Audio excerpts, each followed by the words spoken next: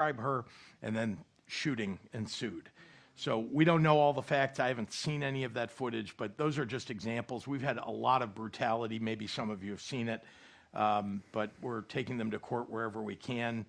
We've got a lot of protesters standing up to them, and I'm encouraging everybody, bring your phones, take a lot of footage, because it is helping us to take them to court and, offering evidence to the judges. You've also said that you would, along with all the legal proceedings, you would deploy the Illinois State Police, which you control. How would you use them? I mean, could you arrest federal officials, or what is that? No, we have actually deployed Illinois State Police. And by the way, these are incredibly well-trained police. They're very good at their jobs. These are not hacks, or I don't know what people have an image of, but I can tell you these are excellent police officers. We deployed them to the area where there's an ICE facility, where there are 2 blocks of protesters. And what we wanted to do, here's what was happening. We had peaceful protesters showing up, and they were getting pelted by ICE standing on top of their buildings, firing gas pellets. These are things that hit you, and it's like getting hit with a tear gas grenade, except it doesn't land on the ground and fill with smoke. It lands on you, and it's smoke that's coming out of you at the time you get hit, not to mention rubber bullets. So we wanted to make sure that we were protecting the protesters. So we brought in, at the request of local Broadview police. By the way, Broadview is a suburb of Chicago. Anybody that tells you that, that ICE is in Chicago only is not telling the truth. They're actually all over the suburbs and in the city. But Broadview's a 8,000 person population suburb of Chicago. They have 31 total officers in their police department. That's for 21 shifts a week, right? So not a lot of people. They needed help, so we organized a central command, essentially, bringing Cook County sheriffs as well as the Illinois State Police to assist them. So we're protecting the protesters. We want peaceful protests and nothing more than that. And so far, it is working the way that we kind of had hoped it would, but we don't know what's going to happen with National Guard, and we're hopeful that the judge will rule in our favor. I'm struck by the fact that you said that you hadn't communicated with the White House. I'm wondering if either one of you, have any communication with the White House, if you talked to Governor Abbott, it's the Texas National Guard, if you talked to Pete Hegseth, any of these sort of officials who are overseeing this, and whether you have an open line of communication with the White House. So they sent all these folks, the ICE and CBP, and now National Guard, without talking to me at all. They have not picked up the phone and called me, not once. On Saturday, for the first time, I got a notice that Pete Hegseth was going to call me to let me know they're calling up the Illinois National Guard. And that is normally how it's done. They either call you or notify you some other way. But I was told he's going to call, and I thought, great, first time in literally a couple months now that I would have heard from somebody at the White House about their mission. So I was told they were going to call. I literally canceled everything that I had that afternoon to make sure that I was there with my phone, no interruptions, waiting for that call. He never called. And it turns out he was at a football game and was part of some push-up competition at a football game, and left the governor of the state that he's sending troops to, waiting by the phone. I never got a call from Pete Hegseth or anybody else. Do you talk to the White House, Governor? No, but I think for the moment here, can we all just, as you heard this from the governor of Illinois, can we all just acknowledge that none of this is normal? And don't try and, you're getting straight answers and you're hearing this. This is not normal, and this is not to set up something that's peripheral to this. If it's about, helping us out on, an event that comes up, helping us out on crime or whatever it might be. None of this is it. Not coordinating with the governors. No, we do not hear from them. And in fact, the communication lines that are set up and very specific in this are codified into law with the Council of Governors. Governor Pritzker said on that. I said on that. Appointed by President Trump to set on that. And it's codified into law that you have to have these communications. You have to communicate on budget. And it just makes sense that if you're going to do an operation where people have firearms, you need to know where folks are at, how they're going to be positioned, how they're going to be used. And none of that is happening because none of this is truly about providing safety or security or augmenting the force that's already there. It's about a photo opportunity. So no. And the way this lack of communication goes, this in a crisis situation where you need to have that communication, just day-to-day things. One of the things that we always had very good communication with the secretary of the VA as VA issues would come up. And we have, of course, the premier hospital here in Minneapolis. And we have an incredible hospital administrator that I have personally talked to hundreds of times and called up when things are happening. They are now forbidden from talking to state government. We have to go through governmental affairs at the White House, set up a meeting, and they're telling us those are at least 6 weeks before you can get one of those. So no, there's no communication. There's no attempt to work with this. There's no attempt to understand what's on the ground. And everyone knows this. You're a Texas National Guardman teaching school one day, running your auto shop, small business owner or whatever. You're called up. Now all of a sudden you're in a place where you've never been. You're on the streets of a city you've never been, and you're being asked to carry out a mission that is so nebulous no one knows exactly what it is. That is a recipe for disaster, not for order. And just let me add one more thing, which is Tim's right. The local law enforcement are not being informed of any of it. So imagine you've got people with automatic weapons that are running around in Chicago and in the suburbs, and no one in the Chicago Police Department or any of the suburban police departments or Cook County Sheriff are being told anything about their operations. And so you have people calling 911 and saying, there's an unmarked vehicle with somebody with a mask that's trying to break into a house. Who is that? I mean, these days it's always ICE.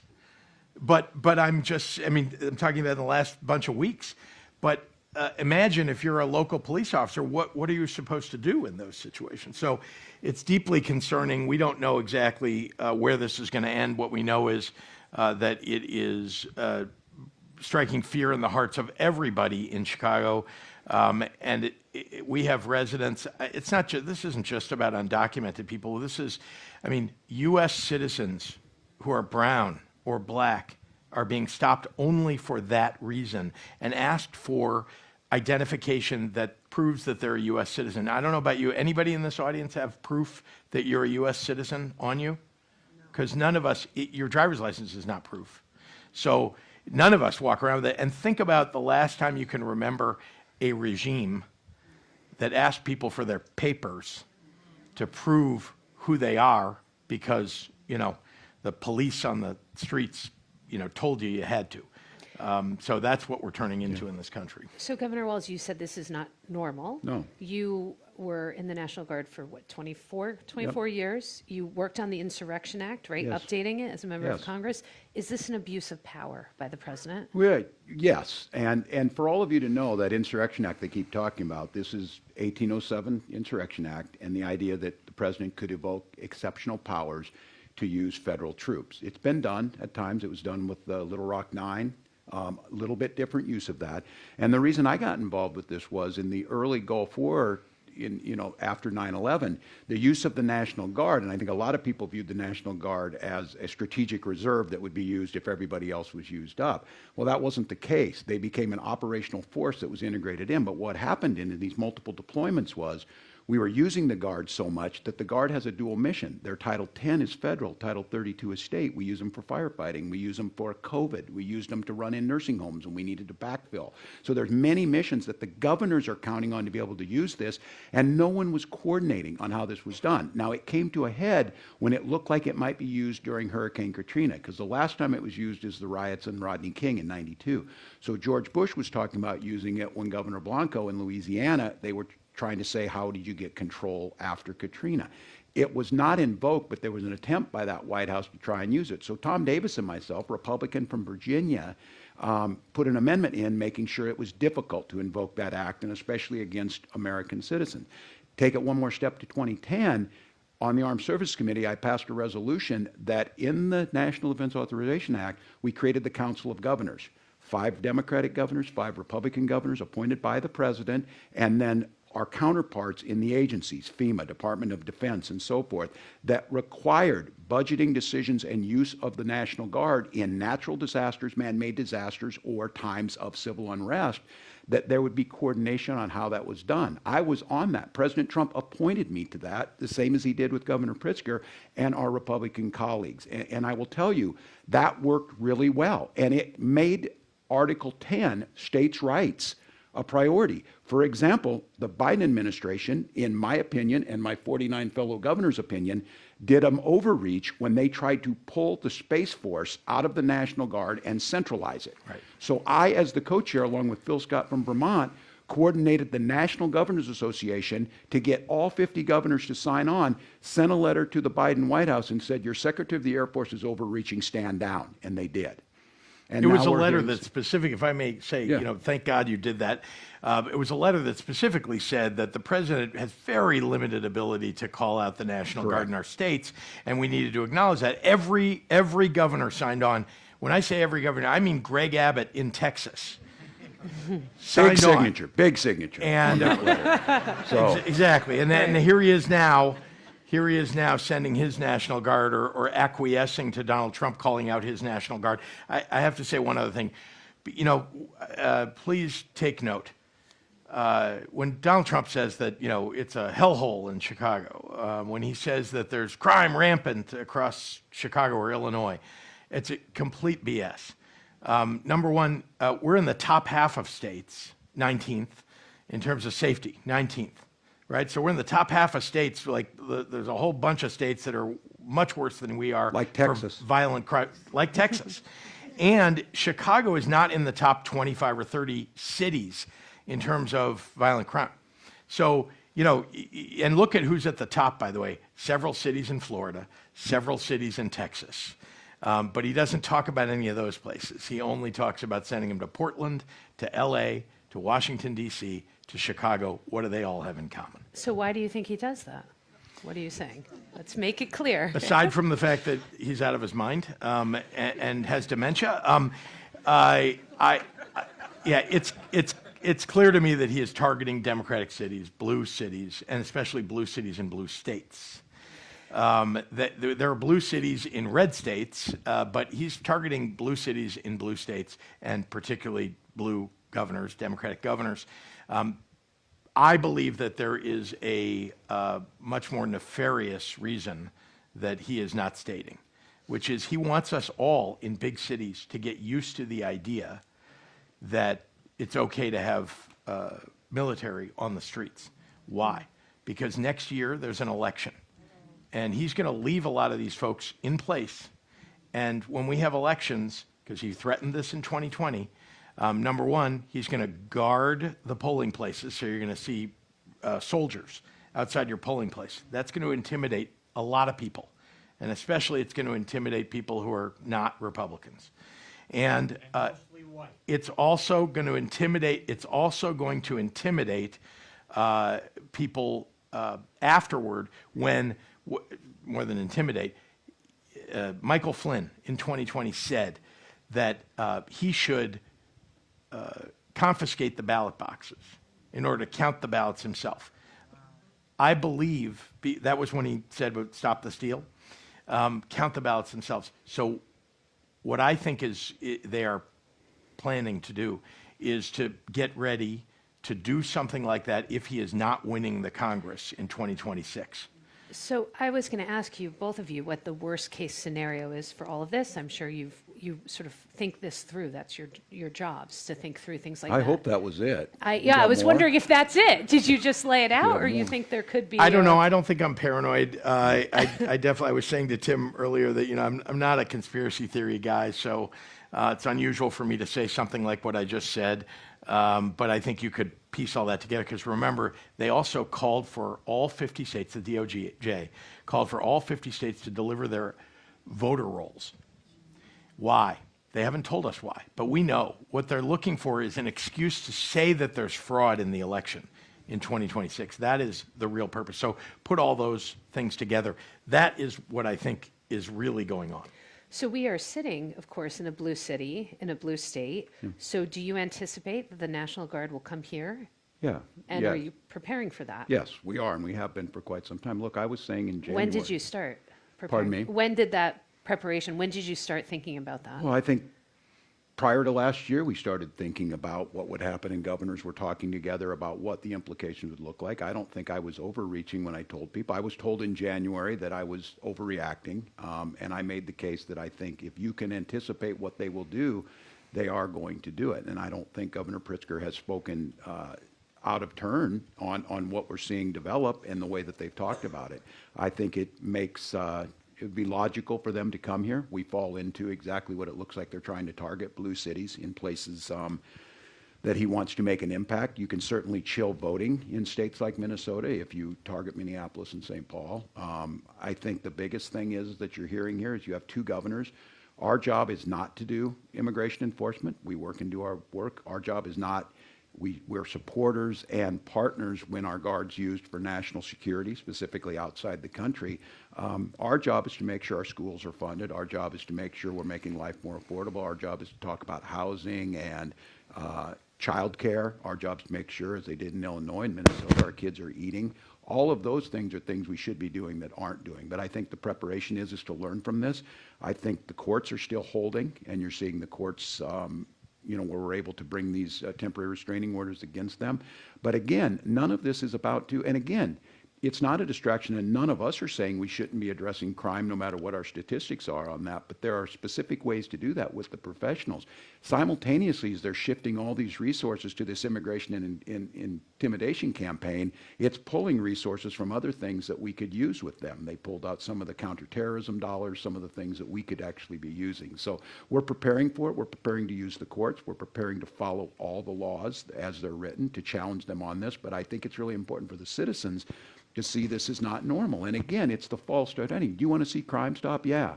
Well, sending in the National Guard, who are, you know, fighter pilots, artillerymen like myself or whatever, is not the same as adding more trained police officers who have the authority to be, and separating the idea of federal military control of American cities versus civilian control, who are responsible to mayors, city councils, governors, not the President of the United States. And I keep saying this, you do your job and we'll do ours. And the fact of the matter is, we're doing ours. I don't have to remind you, the government is shut down while Nero golfs or fiddles. And that is not the way this is supposed to work. So yes, we're preparing for it, but the challenge for governors is we have to simultaneously deliver and do the services. And right now, there's no desire at the federal government to do that. They're not fulfilling their obligations. They're not getting the work done. They're not doing any of that. They're focusing on these issues. You both have spent years of your lives, raised millions of dollars for the Democratic Party, spent years, you know, devoted to the Democratic Party. Do you think you are getting enough support from your fellow Democrats, both in Chicago and as you try to do your work here? And, you know, in terms of your laying out, what you're really laying out is an emergency situation. Do you think the party is doing enough to tackle this? Well, look, We stare at each other for Yeah, I saw that look. I saw that look. We got a pool going. Who gets arrested first? And I don't know who's. I don't know who's leading. Yeah. No, look, I think people are trying to respond to this. This is maybe Newsom. So, But do you think look, you're getting enough everybody's trying to support? figure this out and trying to govern and trying to react to this new Right. reality. And the bar just keeps pulling down. The bar just keeps changing on this. Again, I ask all of you to please do, I hear President Obama does this a lot. Imagine a Democratic president sending the Illinois National Guard to rural Texas because we don't like the way things are going. It's the argument I keep making that one of the strongest Second Amendment arguments that Second Amendment adherents said was, we need to keep our firearms to protect against the tyrant of a federal government in our cities. I guess, I don't know. So I think people are trying to adjust to this. They're trying to get it done. I get asked questions, should you keep your head low? Are you making Minnesota a target? You make us a target if we acquiesce to what is not normal and what is moving towards authoritarianism. If I disagree with his tax policies, that's a very different thing. But you don't think there's any... And so I think resistance is hard. I want to tell you, I keep hearing this, is the Democratic Party doing enough? The fix to this is the conservative Republican business party that always operated there needs to stand up and say, this is not who we are. This was the party of states' rights. This was the party of low federal interaction into our communities. These were the folks that were talking about law and order, not outside of this. And these were the folks that said no more wars. I heard him to say no more wars also meant here, too. No more wars in America. And so I want to make the case on this. Can the Democratic Party do more? Yes. Look, I'm Exhibit A. Had we done more last fall, we wouldn't be in this situation. So I'll acquiesce to that. We need to figure that piece out. But right now, as it stands, we just need a half dozen Republican senators to stand up and say, enough is enough, follow the law. Taking our money, like pulling money that was authorized, appropriated, and given to the states because you don't want us, as we already made plans to move towards the most renewable energy grid to lower prices for Minnesotans. Now they're taking our money back, and it's incredibly disruptive. So I think there's more we can do, but I think you're kidding ourselves if you think that the Democrats are just going to come up with a slogan that this is unfair, Donald Trump should quit it. He's not going to quit it. The way it's done is the folks that are nearest to him say, this is not how things are done in America. And you think he's kidding when he talks about wanting to run again? You think he built a ballroom so that, J.B. Pritzker, when he moves in, can have that ballroom? So, no, he built it for himself. So, I mean, are you optimistic Republicans are going to do that? I am more hopeful than you think, because I think what I hear, and maybe Governor Pritzker could talk about this, what I hear away from the cameras and away from others is also a reasonableness from folks. And I will say that here and give kudos to the folks here. We have the most evenly divided legislature in the country, and Republicans and Democrats got to the table and passed a budget together, compromised. Most of us, we didn't get what we wanted. We didn't get it all. They did it. They did it. And I don't want to normalize and say, well, everybody should just get along. There's some people you can't get along with. And I think that's the problem that I have, that there's no way what I say if Donald Trump's going to listen to it. But I would say, as Governor Pritzker said, if Governor Abbott said, I got to tell you, Mr. President, this is wrong, and I don't want you to send Texas National Guard troops to Illinois. That's all he has to say. And that changes this entire dynamic. But he didn't say it. Or just hold up the letter that he signed last year. Yeah, that. To hand that to the president.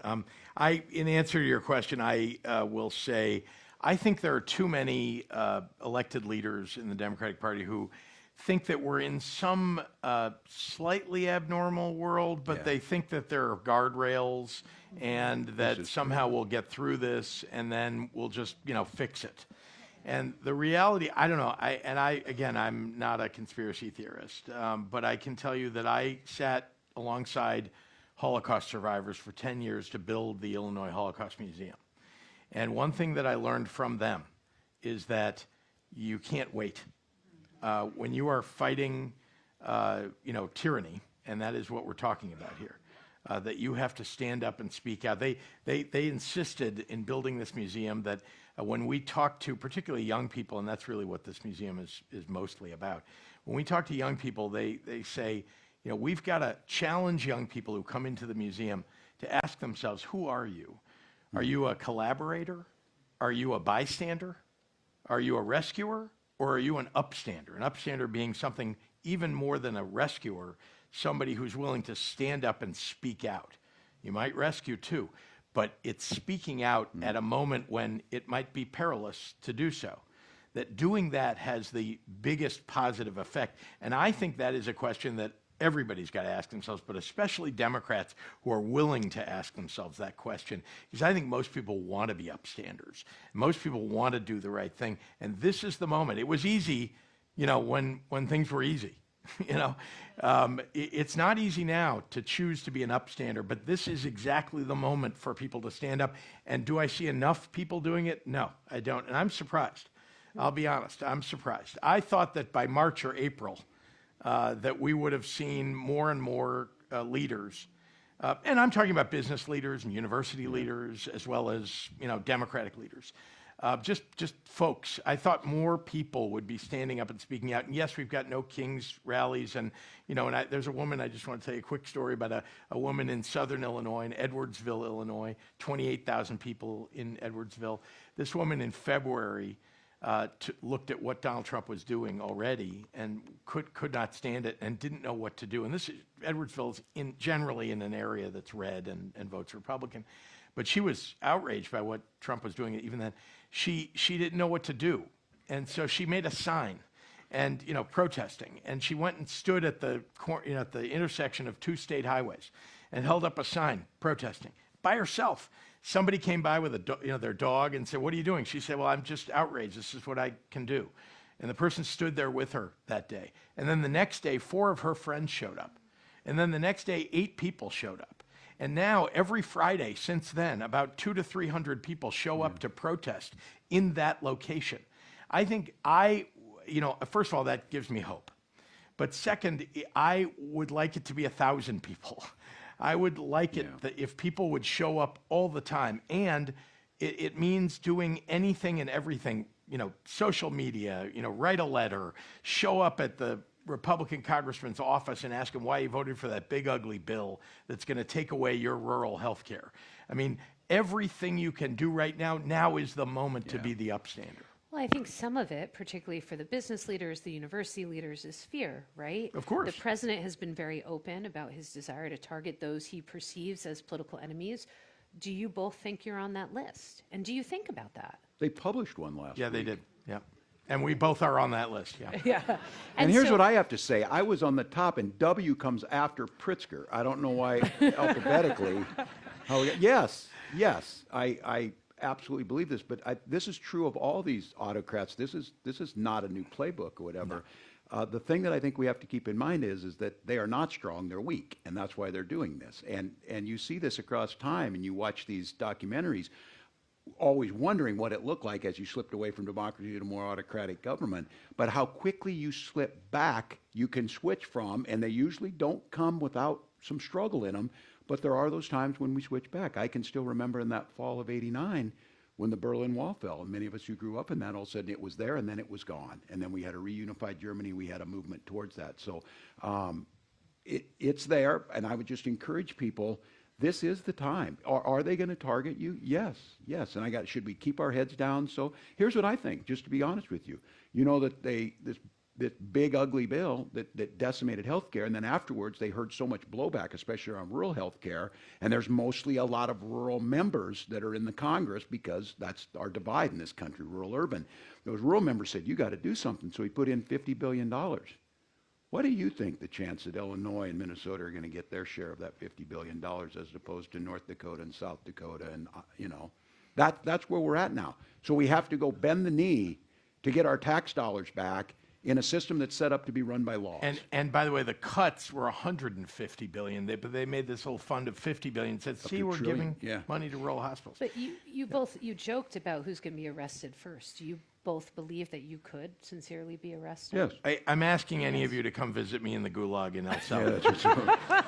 Yes, I think in all seriousness, yes. You saw the thing with James Comey. It sounds like, You see the same with James Comey. You see the representative who went to a detention facility, member of Congress, and look, they drug Governor Pritzker, myself, and Governor Hochul of New York in front of Congress. And I said, I don't think people notice this, the decorum of being a former member of Congress, which Governor Hochul and I were, but 3 sitting governors, 2 of them former members of Congress, being brought back to testify in front of Congress. I'm not sure, and I should go look this up or whatever, but the decorum is you would never swear in those governors because it's the respect given to someone who served in that institution.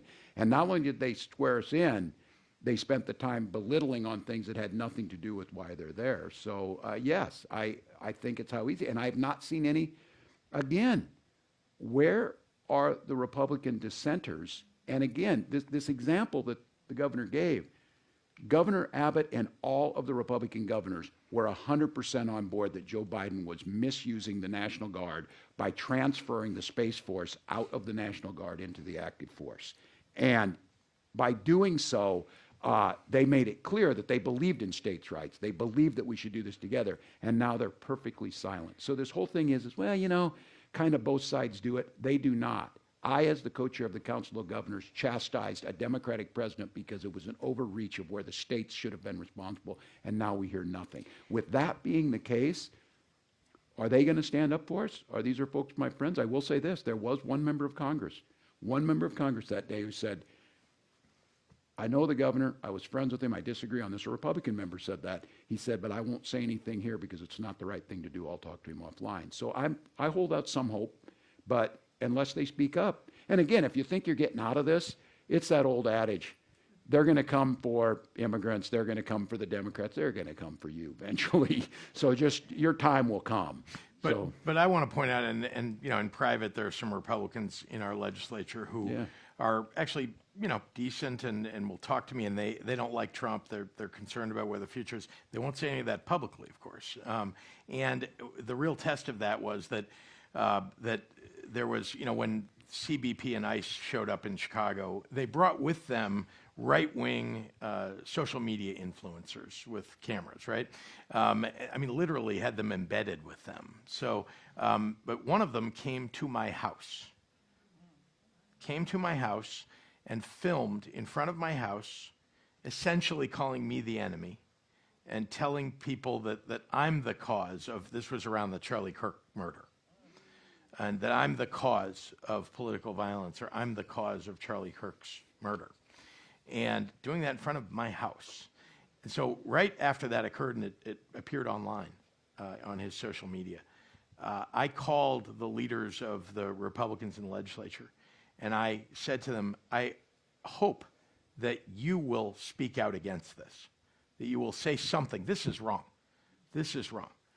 And if it were happening in front of your house, if it was the opposite, and it was happening in front of your house, and someone essentially threatened you or created a situation where other people might attack you, that, you know, that we Democrats would, I would stand up for you. I hope you would stand up for me.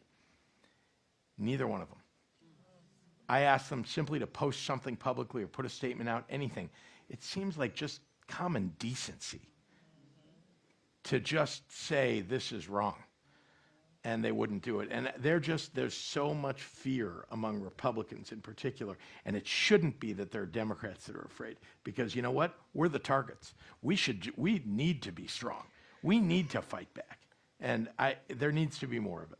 I think the other reason, though, some Democrats are more quiet, perhaps, is because of the election, right? They're trying to game this out politically. What do you guys think the outlook will be for Democrats politically next year? You're both running for third terms. Yeah, well, I think in any normal world, when you've got the soybean markets collapsing, you have folks deeply concerned. We are losing jobs. We'll never know for sure because we just get rid of the folks who measure those things at the Bureau of Labor Statistics. You see an economy that's fragile. You see our allies deeply concerned. You see, you know, continuous disruptions. Usually what happens in that is people go out and vote the other way. I think Governor Pritzker made the point on this is there's a reason that they're gerrymandering Texas is that they're going to lose the House. That is going to happen. So you got to try to game the system. There's a reason that they want to make it harder to vote by mail because a lot of Democrats like to vote by mail because it's more efficient and works. So I believe we're going to win, but I think it's going to be closer than it should be because of the thumb on the scale. I think it's critical that we do win so that there is a check and balances that goes into that. But I would go back to JB saying this is that we need, you know, Republicans, not elected Republicans, old school Republicans out there who recognize, when did you think it was okay for the United States government to own U.S. Steel? When did you think it was okay to have a command economy where the government owns this? You know, all this screaming about us being socialists, for God's sakes, this guy is the most successful socialist president we've seen in buying up businesses and controlling that. And imagine as a governor, if I would threaten an individual business like we see by this because they don't adhere to the things that I want, it's unheard of. And I think we get so comfortable in here trying to, you know, I got to be fair, I got to manage this out or whatever. There's no fairness to that. And so I think watching the election is going to be a real challenge because there's going to be a tendency, as JB said, well, this is just a normal election we got going on here. You know, and we got to just kind of make sure we're fair. We're giving too much, you know, positive to this side. We get over here. So I think we'll win, but I think it's going to be a challenge. I think the environment is really tough, and I think there is a cynicism of the both sidesism. And again, in owning some of this, we got to give people a reason that we're not just opposed to this guy because he's awful on this. We've got some real solutions for things like housing. We got some real solutions for things like childcare. We got some real solutions around energy costs and renewables, and really get those out there. And I would make the case that Kamala Harris did that last year, pointing out very clearly that Project 2025 was real when he told us he didn't know about it. We knew he was, but also talked about $25,000 down payment assistance for housing, home care, using Medicaid. Instead of cutting Medicaid, we use Medicaid to allow home care for our parents and make life easier for all of us. Those were things that were out there. We have to focus simultaneously on both. And it's going to be a challenge. Was there something you think Democrats didn't understand in that race about the politics of the Midwest? You're both Midwestern governors. They lost that blue wall. You lost that blue wall states. You want me to offer criticism of our national ticket? Well, not criticism, reflection. You can write a book. Some time has passed. Yeah. Perhaps everyone's done a little soul searching. Look, I think elections Are there are honestly about Democrats things miss that about are. the Midwest. I think the elections in general are about the kitchen table issues. I mean, the things that matter to people every day. I've often said, especially recently, that this election coming up is not going to be about democracy. It just isn't. It wasn't going to be in 2024 either. I was critical, actually, when Joe Biden was still the candidate and he gave a speech in Valley Forge. I publicly criticized him, but I didn't go to that speech. I was invited, didn't go, because I knew it was a speech about democracy. It was a terrific speech, and he's right about everything he said. The thing is, he wanted to make that the theme of his campaign. And I've knocked on a lot of doors and asked people to vote for me or for other people. And I can tell you that if I knocked on 100 doors, 5 people would tell me that democracy is the most important issue to them. Right. Everybody else will tell you it's about paying the bills, the electric bills, it's about the grocery prices, it's about putting your kid through college or making sure they get a good job, or you yourself getting a better job and a better wage. That is what people really care about. I mean, I hate that we have to talk about democracy, but for God's sakes, we're not going to win an election if there is no election. And so we got to fight to preserve democracy in order to win the election. And what we ought to be talking about, Tim just said it, it's about, can you afford the things that really matter in your life? And if you can't afford an apartment, if you can't afford a house, if you can't afford your groceries, nothing else really matters. I mean, quick story, I went to Argentina when I was young. I was about 23. I was working on Capitol Hill for a really great United States senator. And I got invited on this trip that was half Democrats, half Republicans, to learn about Argentina's political system. It was a democracy at the time. And we landed in Buenos Aires, and immediately there was a military coup. I didn't cause it, I promise. But we landed, and we went to the hotel where we were staying, and we were watching on TV, on CNN, everything that was happening in Argentina.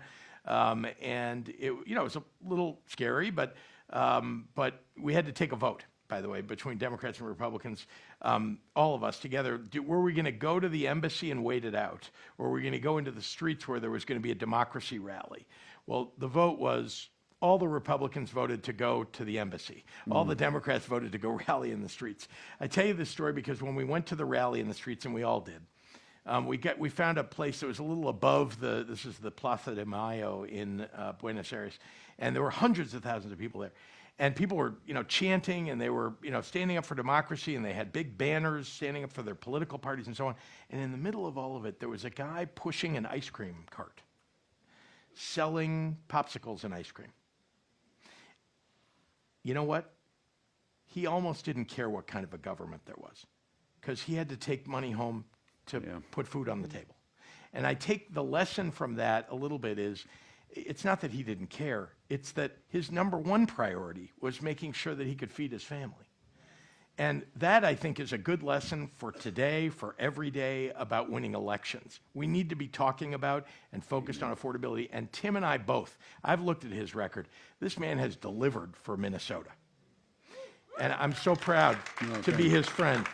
And we together in our respective states, I think we've done a whole lot of things for working people, for middle class, for vulnerable people in our states, because that's who we are as Democrats. And we need to show that and make sure that everybody knows that we deliver. And in Washington, D.C., shutdown is a great example.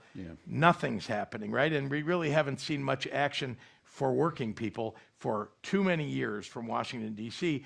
Democrats in the states, in my view, are actually delivering, and we need to show that off to bring back the Democratic The Party. governor did a great job of this. What he explained to you was, teachers in this room know, it's Maslow's hierarchy. And Democrats get stuck on self-actualization. We need to solve climate change, but you can't worry about climate change if you can't pay the bills. And they have to go hand in hand, so he's not wrong. I would just say on this, the conversation we had here, this is not going to win the election, but it is certainly going to motivate a base to get out there. So I think JB's exactly right. We have to be able across the spectrum to make the case about democracy, but you can't lead with it. It's got to be the others.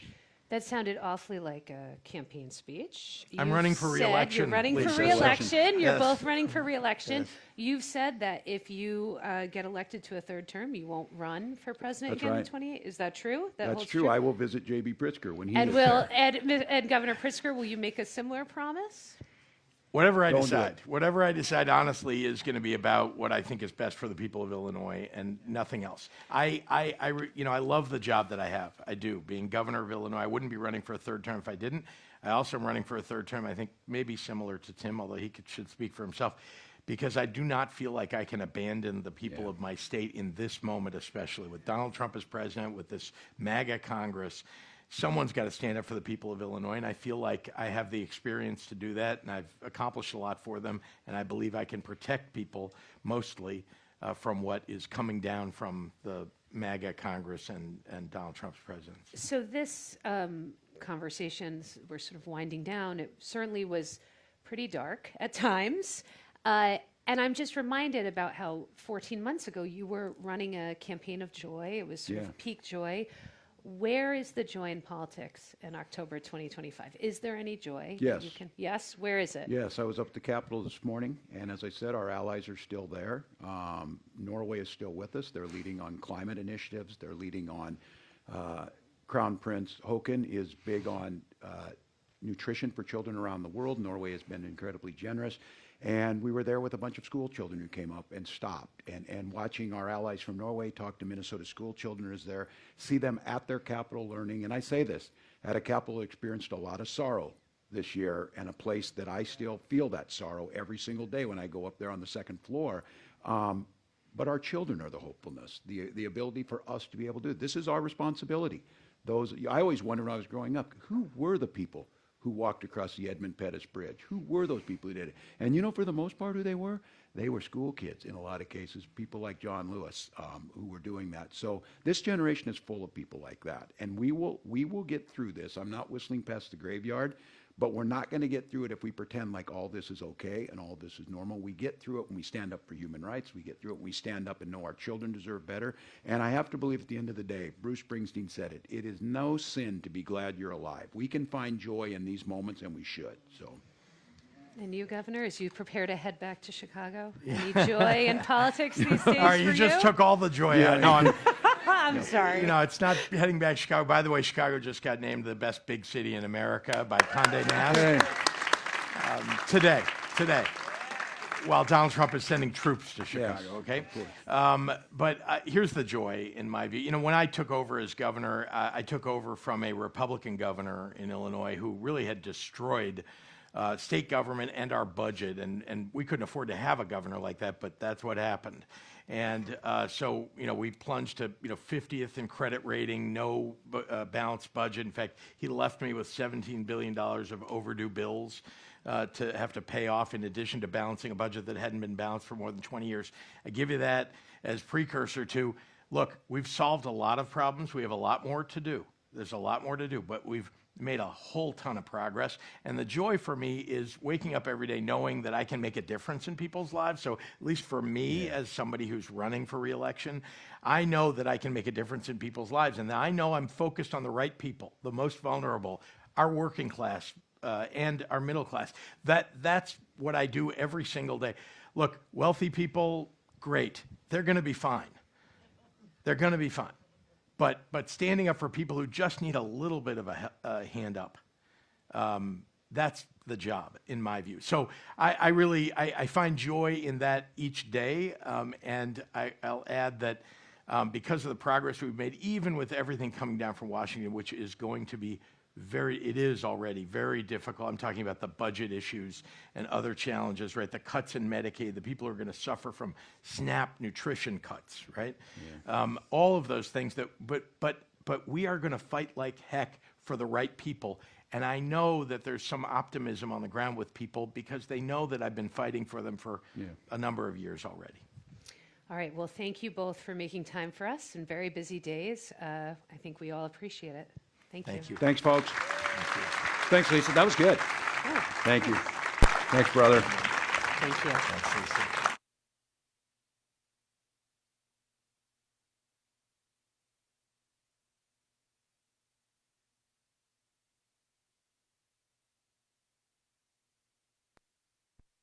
Please welcome back to the stage Star Tribune CEO and publisher Steve Grove. Wow, what a day.